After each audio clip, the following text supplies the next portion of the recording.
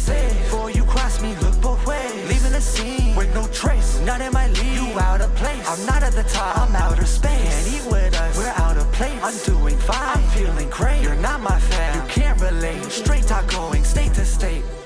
Hey guys, what's going on? It's your host, your boy George McKay. I am here at Demand Lucha, February 16th. We're in Toronto. It's cold, well, semi-cold. We've had a bit of a mild bit of weather. And if you can see beside me, I have the one and only Jack Evans. Jack, how are you, sir? I'm doing good. That was a horrible way to introduce me. I am, in fact, the man, the myth, the legend, Jack Evans from the heavens. And in case you're wondering, why is he wearing two button-ups? It is not just cold, it is really cold, at least in comparison to Mexico where I came from. So this is needed. I forgot to bring a coat, and I came in flip-flops. My intro skills could have worked a little bit better. I didn't bring sneakers. It's all good.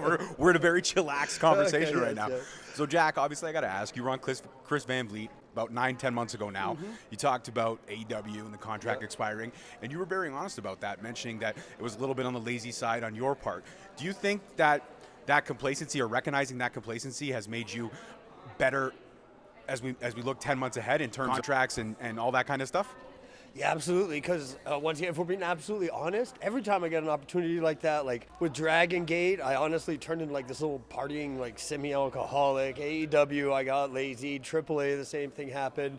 So it wasn't just AEW, but there's definitely been a pattern in my life where when I get the bigger opportunities, I always somehow fall off. So like between AEW and everything else, it has motivated me to Jack, you ain't got time to waste. So yeah, I've definitely been training harder than ever. Well, you're definitely in probably the best shape that I've seen you in your career, and I'm looking forward to seeing you tear it up in the ring. Because actually, I don't know if you could see it, I had a wound happen, and it got infected. I was getting injected with antibiotics. I ended up being allergic to those antibiotics. So there was like 3 months where I felt like I was gonna die. I'm not even exaggerating. So I fell off a little bit. That was the only bump in the road I've had since. Yeah, but that's a pretty serious bump. So we can understand, or we can very sympathize why you fell off for sure. Yeah. But that time, but no, I'm back in shape. But there was about 3-4 months ago where I literally was in the shape of my life. Absolutely, and that's what I was talking about, is that you're in the shape of your life, you're focused, you're refocused, and like you said, getting those big opportunities, you kind of fall off here and there. Do you think it's the pressure that gets you in those big opportunities? I don't think it's the pressure. I'm the worst when I have access to money. When you're getting paid more and everything, that's all of a sudden when I'm just on Steam buying every game and just sitting there and not really worrying about diet. You're just going out I swear money is bad for me. Not that I don't like it, but I really think that it is just having easy access to more money. Yeah, so the more you get comfortable, the more there's that little bit of expendable cash in your wallet. Yeah. All of a sudden it's I can afford to buy this. Well, I can also afford to buy this. And then it becomes a compounding chain reaction. And just this distraction where you're no longer hungry, and you know what I mean? Going down to Bandito's gym or whatever and training every day. You're I'll go on Wednesday, but right now I just want to sit and play this game, and you know what I mean? So if I'm being truthful, that's how it is. What games do you play nowadays? What games are you into when you do find yourself the time, now that you're on this regiment, but when you do find the time to chillax a little bit, what games are you into? I actually do stream gaming 10 o'clock till around 1 o'clock on Twitch, Monday through Friday. But right now, the big one has been me and my online friends, Undisputed. It's this boxing game. It's so good. It's so good. Then I'm super into Blaze Blue, but I suck at it, and all those kids online destroy me. I've been playing this game, Battletech. I'm trying to think what else. But mainly, actually, it's been mainly fighting games, fighting and boxing games. My daughter and I have recently discovered this series that's on PlayStation. They make all these horror games, and it's like a series. Each game kind of blurs into the next one. And we just did this one called The Devil in Me. It's really cool. So it's based on the first serial killer named H.H. Holmes, Henry H. Holmes. Okay. And what he did was he had a hotel in Chicago during the World's Fair and all that stuff. He would lure people to the hotel with promises of cheap room rates, and then he would kill them in the hotel. The hotel had traps and secret doorways and all these murder contraptions. It's a true crime, real thing? Real thing. And they made legit. A game out of it. They made a game out of it. And this was America's first known serial killer in 1896. And he saw traps and 200 people he killed in the span of a couple of decades. And when they finally tried him, which is super cool, he was on stand and the judge asked, the defendant, is there anything you have to say? He goes, when you kill me, bury me deep. Bury me deeper than most. Then bury me in cement. Bury me on top of cement, because I have the devil in me. Hence the title of the game, The Devil in Me. And it's just this really cool, twisted game. It's one of those games where if you make a choice, it affects something not right away, but down the line in the game. Yeah, okay. But it's really cool. My kid and I have played it like twice, and I'm not going to lie, a couple times I got scared. I got jump scared. I'm not ashamed to admit that, Jack. I get jump scared sometimes. I get jump scared, but you know what actually I love about horror games that no one ever gives them credit for? They usually have the best like lore and stories. Like they're usually incredible like for that. So no, that's something I think I would check out. Everyone's telling me to try to play this game called Devourer, but I've never heard of that one, but that one I think it's one of those kind of like a Dead by Daylight or something, like where one Sign me person's up, the killer. man. Yeah. Oh yeah, I do play every Monday. I play Dead by Daylight, but that's another one of those ones. All my friends got so much better than me because they play every day, and I'm just like Mr. Monday. And so now like, I'm just an easy target. I get hooked and like yeah. That's awesome though. But back to your wrestling career, like you said, you've had opportunities with Dragon Gate, you had opportunities with AEW, obviously. I understand that, again, circumstances being what they were, you said it yourself, big opportunities were squandered. Has the door been opened, or is there any communication with any of these promotions to potentially have a return run down the line or a big-time run if things ever were to door be opened again?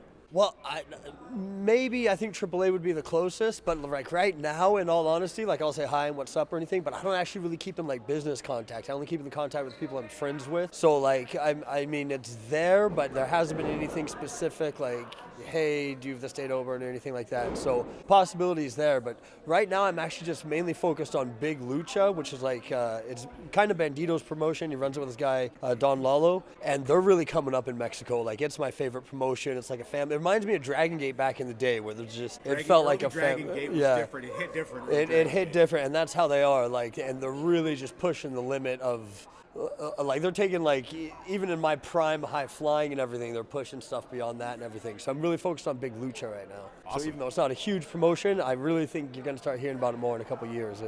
I'm already intrigued now. I'm a big Bandito fan. He's actually one of my like bucket list conversations to have eventually down the line. I'll get there. Yeah. But I mean, like Bandito is like I'm following him from his ROH run. I loved his championship run. I loved everything. I thought it was I didn't like the way he lost the title, but that's just me. I wasn't a fan of that last match. He's going to be getting heat with some people for that. No, I'm just saying. But in terms of, I guess, having the friendships and the business or the connections that you've made and focusing on promotions like Big Lucha, is there anything about Big Lucha that fans should be keeping their eyes on? Like, what's keeping you focused on Big Lucha, and what's something that we may be hearing down the line about it? Like I said, the main thing is because of how tight-knit of a group it is. So like I said, it reminded me of Dragon Gate, like everybody trains together, they hang out together, they do that. So they all have this chemistry. And when you have that kind of chemistry and you get in the ring, like you just think of like the most creative stuff. So they're really like, they're just displaying a lot of like, just moves and matches that like I said, are like, it's something new that you haven't usually seen before. Like they had the 6-man between Black Generation and the Golden Guns, I think it was the Golden Guns, last show. And it was just like, it gave me that feeling like old school Michinoku Pro, old school Dragon Gate, like that just over the top. Everything was fluid, smooth, like the most modern of moves and everything. And like, so it's mainly just how tight knit they are. And I always find that those promotions, we got everyone getting along, everyone's friends, everyone's hanging out, everyone's training together like that. Those are the ones that really start to display, like I said, something you've never seen before in wrestling or lucha. So that's the main reason, like I think people should be on the lookout for Big Lucha, is because it's like it's the new S word. Like it hits different. We've been saying that a lot in this interview. It hits different. So Jack, if there's any advice that you could give, I guess, to an up-and-coming wrestler or someone like through all the ups, the peaks and valleys you've had in your career, what would be the best thing I guess you've learned from all the uphills and downhills? Kind of like a lifeline, a flat line, if you will. Well, obviously, don't like get lazy or complacent, like we were just talking about earlier. But then the one thing, I know it's the most boring answer, but it's much more important than people realize, is repetitious practice. Because a lot of times you'll go in training and someone will like do something and think they have it down once, some new head scissors or high flying move or whatever like that. Nothing ever goes as good in the match as it does in training. So, and just to get it down. So I really think repetitious practice is what people have to keep in mind the most. Is that it's almost like that Bruce Lee quote, like, I don't fear the man that practices 1,000 kicks one time, I fear the man that practices 1,000 or one kick 1,000 times. It's like that. You need to practice everything 1,000 times. So in wrestling, always remember repetitious practice. Just because you do something a couple times, you can always get it better, more fluid. So I know like that's- that. but- It's not a boring answer. It's actually a great answer. It's the most simplest. It's the most Yeah. simplest term and the most convenient definition of something. Just keep practicing, and eventually you'll get it, and you'll hit that peak and get better. Was there anything in your early training days that you practiced a lot that you didn't get, and then one day it just clicked, and you were like, yes? Well, kind of the 630, because there was me. This guy Jarrell Clark actually did it first, but we didn't know him at the time. There's me and this guy Vince the Prince Hall that started out, and we were both doing the 630, but I actually could not get over my fear of it or whatever. Like on a trampoline I could, but like in the ring I couldn't get over the fear of it. So it literally took me like 100 times, maybe even more, of getting on the top rope with this little thin crash pad we had back in the Mad Rats days, and doing it, and I couldn't get over the fear of like not opening it up for the 450, of remaining tucked for that final 180 rotation or whatever it is. So it actually took me a while to get over like the hesitation or fear of whatever of getting that final rotation for the 630. So that was one that I practiced a lot. That's pretty cool that you have an answer, because every time I've watched you hit the 630, it looks perfect. It's poetry of motion. So to hear that from a wrestling fan like myself, I'm kind of geeking Except out. the second to last time, and I have a fear of it again. I knocked myself out. Yeah, in Janela's promotion, GCW, like, So I did it one time after that, just because it became like I felt defeated by it. But now, anytime like someone, hey, can you do 630? I'm actually kind of like, no, I don't think. I'm back to having that fear, like.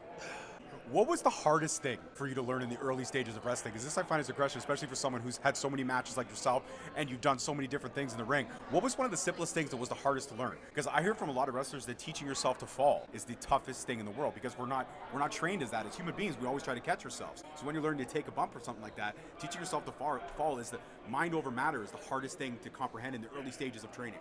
I actually feel like I took to bumping like pretty naturally, but I think that was just because I used to do this thing freestyle walking, like I was just used to falling and being stupid like that. So I think, but my thing, and I still have a problem with it, is actually slowing things down, because like just how I am, I'm much better at it now, especially from Mexico, but like I wouldn't play to the crowd, I wouldn't sell it properly or anything, because I just want to go a mile limit, like, okay, we did this, let's get on to this, let's get on to this, let's get on to this, let's get on to this. So it's almost more of a mental thing for me, where not to rush and to let things breathe, and I still have a problem with it, and then another thing that to this day I'm bad at is, I call it being a ring general. Like TJ Wilson is the best ring general, Tyson Kidd, WWE, that I've ever been in the ring with. But when something gets messed up, or if you lost the crowd or something like that, like how to get things back on track, I'm horrible with that.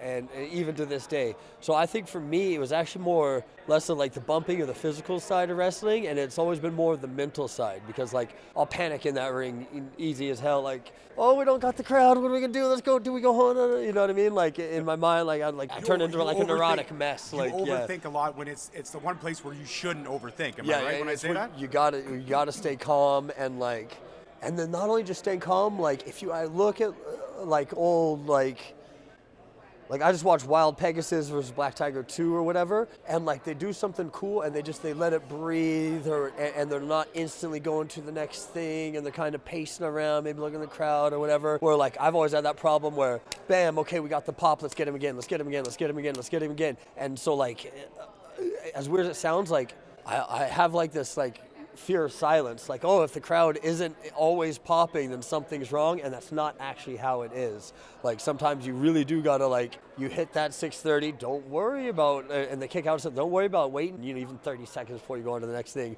or I'll be like, 630, oh, they got the 1-2 kick out, we got the big pop, okay, now it's gonna be the no. So like, yeah, don't rush. That's another tip for younger wrestlers. I like that, don't rush. Yeah. Do you ever find yourself sometimes, I guess, in the ring when you're planning out the match, like you said, you're going through it, and then maybe you are ahead of time, and all of a sudden you realize, shit, man, we got 2 minutes left when we should have only had a minute left? This is another thing, and thank God for Pint. I used to wrestle Pint a lot, and he's the best with time. I don't know how, but he uses the clock in his head. I'm bad. I'm usually good at like keeping my time, but if we do get off time, or for some reason time is cut or something like that, that's another moment where I panic. So like, there's been some times where it's like, oh, we got to cut 2 minutes off the match. I'm like, oh my God, okay, let's go home, and then like it'll be like, we said 2 minutes, not 7. Like, you know what I mean? Like, so yeah, that's actually been a big problem with me, is like panicking in the ring and rushing. Like. So guys, basically what Jack is saying, the man from the heavens is saying, take it slow, take your time, and Murphy's Law. Things are going to happen. Yep. It's out of your control. You just got to roll with it, right? Yep. And I don't do this enough. Don't be afraid to talk to the ref, because the ref usually always knows the time. So like, if you're really like, oh no, we got this amount cut off, how much we have, you can almost always just ask the ref and they'll know. Perfect. See, that's something. I mean, I know there was always communication with the refs and wrestlers and stuff like that, but sometimes in the heat of the moment or a loud, crazy crowd, you're not gonna be able to hear each other. Yeah, you can absolutely send messages through the ref. Like, 100%. Dude, like a Marty or a Rick Knox or anything, they'll get it done. Like, Top-notch. Who's one of the best refs you've ever worked with? Those two, Marty, Rick Knox. Those two are probably, I'd say, the absolute best. All the AEW refs were really good. I was gonna say Aubrey's pretty. She's spot on. Aubrey's pretty spot on. Hansen back in the day was good. Man, now I'm going blank. I've had, but definitely a lot. In all honesty, in most decent-sized promotions, like you're gonna usually find good refs. That's true. Yeah, that's true. Yeah, the refs are a lot of the times they're the unsung hero. I think of the story in the match. They really do find a way to bring it home, or give that almost like a crowd could be on the edge of their seat, and you get that, and all of a sudden the crowd can erupt in anger, a crowd can erupt in cheers. Like a ref can really be that fork in the road that can change the course of a match, and I don't think a lot of people appreciate that. No, 100%. Refs are underappreciated in wrestling. You know what they're kind of like is a goalie in soccer. And like no one really puts over the goalie up until he misses some block or he makes that incredible save or something like that. You know what I mean? Other than that, he's ignored. That's kind of the ref. Oh, I have a tip for refs though, because this is one thing. It's actually more of a problem in Mexico than America. Is keep a kind of same cadence or whatever, like pacing for your count, because sometimes you get these refs will be like 1, 2, 3 and like that, and it's like wait no, you got to have a beat to you, like, and not only in that match but generally in general, just like, because when wrestlers wrestle with you long enough, they'll kind of know the speed of your count, right? And so you always want to kind of keep that the same. So that's my tip for refs. Oh, that's good. I just learned something new every day. And you know what? That's why I love having these conversations. That's what they are. I know they feel like interviews, but they're more like conversations for me, because I get to sit down and chop it up with Jack Evans. I mean, that's pretty damn cool for me. I consider us myself now. We're not acquaintances anymore. I think we're friends. Yes.